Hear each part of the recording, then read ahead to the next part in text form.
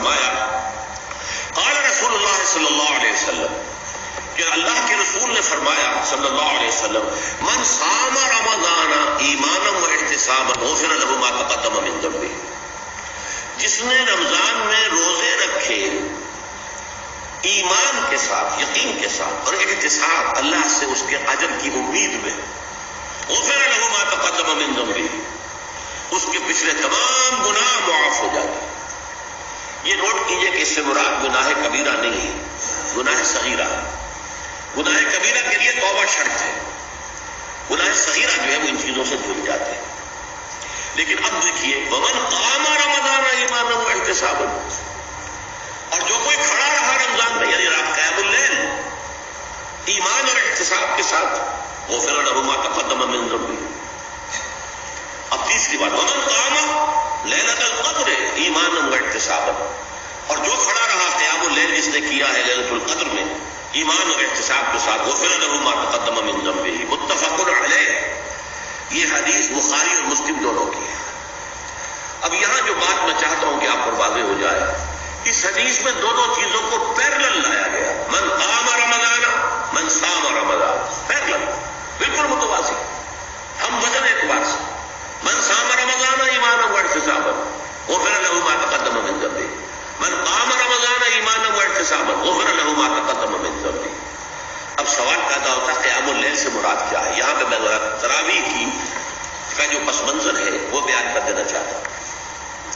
دیکھیے جیسا کہ ہم نے خطبے میں بھی دیکھ لیا، اللہ نے قیام اللیل جو ہے اسے فرض نہیں ٹھہرایا، تطوع، قرآن مجید میں بھی اس کا کوئی ذکر نہیں، احادیث میں اس کی تشویق و ترغیب پوری موجود ہے۔ ایک اور حدیث بھی ہم بعد میں پڑھیں گے اس پر۔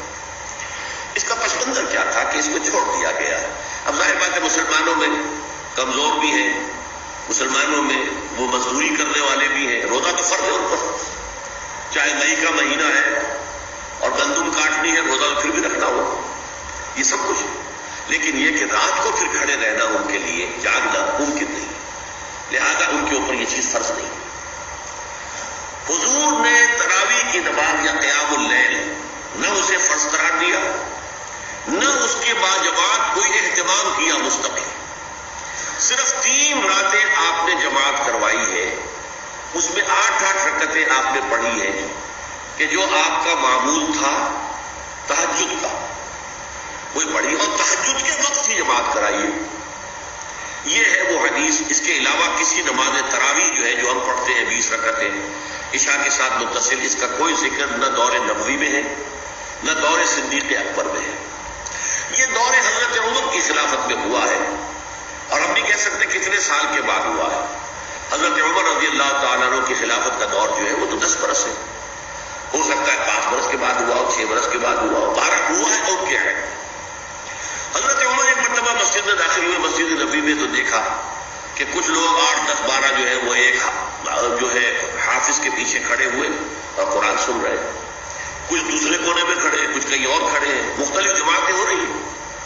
تو انہوں نے سوچا کہ کیوں نہ ان سب کو ایک امام کے پیچھے جمع کر دیا جائے، اور اس کے لیے لوگوں کی سہولت کے لیے عشاء کے ساتھ متصل رکھ دیا جائے، اس لیے کہ تہجد کے وقت اٹھنا جو ہے وہ تو ہر کس و ناقص کا کام نہیں ہے، کہ عشاء کے بعد اگر تھوڑا سا اضافی وقت ہو صرف تو یہ ہر شخص کر لے گا، مزدور بھی کر لے گا۔ لہذا آپ نے یہ نظام تجویز فرمایا کہ عشاء کے متصل بعد 20 رکعت نماز پڑھی جائے اور ایک امام کے پیچھے پڑھی جائے۔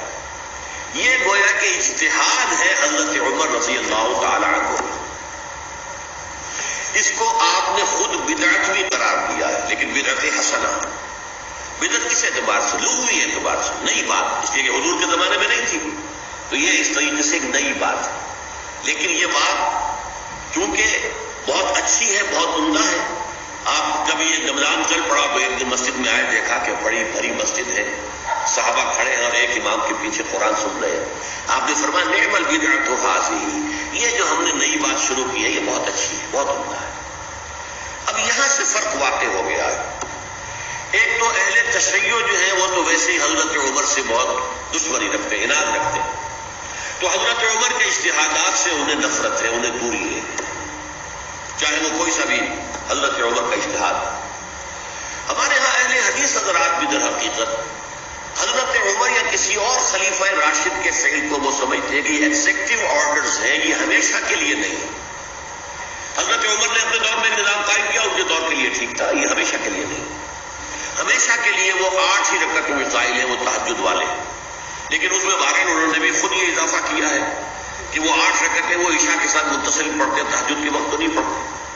اور حضور نے تو صرف 3 رکعت جو ہے وہ کرائی تھی جماعت، وہ لوگ 30 دن یا 29 دن پڑھ رہے ہیں، تو اضافہ تو انہوں نے بھی کر دیا، تو نظام میں تبدیلی تو ہو گئی۔ لیکن اہل سنت جو کہلاتے ہیں، ہمارے جو 4 جو ہیں، جو ہمارے مسلک ہے حنفی، مالکی، شافعی، حنبلی، ان کا اتفاق ہے اس پر حضرت عمر کا، کیونکہ ان کے سامنے اصول یہ ہے کہ حضور نے فرمایا علیکم بسنتی وسنت الخلفاء الراشدین المہدیین، تم پر لازم ہے کہ میری سنت کو پکڑو مضبوطی کے ساتھ، اور میرے خلفاء راشدین مہدیین جو ہیں ان کی سنت کو پکڑو۔ اس اصول سے یہ چاروں فقہ جو ہیں حضرت عمر کے اجتہادات جو ہیں ان کو بھی پابندی سمجھتے ہیں کہ تمام امت کے لیے، قیامت تک کے لیے امت مسلمہ پر ان کی پیروی لازم۔